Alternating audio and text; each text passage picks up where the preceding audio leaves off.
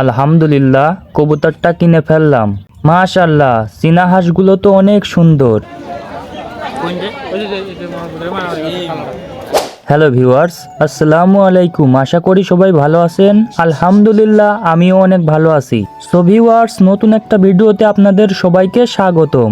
আলহামদুলিল্লাহ, সকাল সকাল বেরিয়ে পড়লাম কবুতর হাটের উদ্দেশ্যে। আজকে মূলত আমরা হাট থেকে একটা ছেলে কবুতর কিনবো। অনেকদিন পরে কবুতরের হাটে যাচ্ছি, এই জন্য বর্তমানে হাটে কবুতরের দাম কেমন সেটা ঠিক জানি না।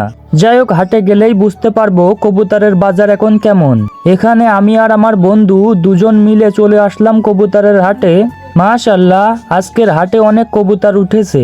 আমরা হাটের এই দিক থেকে ওই দিক সব কবুতরগুলোর খাঁচা চেক করছিলাম এবং দেখার চেষ্টা করছিলাম কোন কবুতরটা আমাদের জন্য ভালো হবে।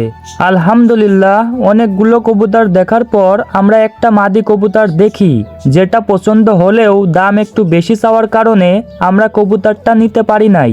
এরপর আমরা দুজন মিলে আরো কয়েকটা কবুতর দেখি, তবে আমাদের চাহিদা অনুযায়ী কোনো ভালো কবুতর পাচ্ছিলাম না।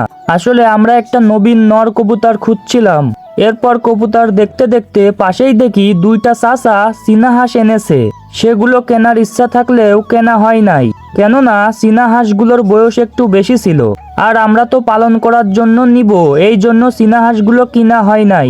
এরপর আমরা আবারও কয়েকটা কবুতর দেখার পর অবশেষে আমরা আমাদের কাঙ্ক্ষিত কবুতরটা খুঁজে পেলাম। এই কবুতরটা আমাদের কাছ থেকে 500 টাকা নিয়েছিল। আলহামদুলিল্লাহ, এই কবুতরটা ছিল একটা গিরিবাজ কবুতর। তবে আমাদের বাড়িতে দেশি মাদি কবুতর রয়েছে, সেটির সাথে আমরা এই গিরিবাজ কবুতরটা জোড়া দিয়ে দেখব কেমন ডিম বাচ্চা করে। যাই হোক, আলহামদুলিল্লাহ, কবুতর কেনার পর এখন আমরা চলে যাব আমাদের বাড়িতে।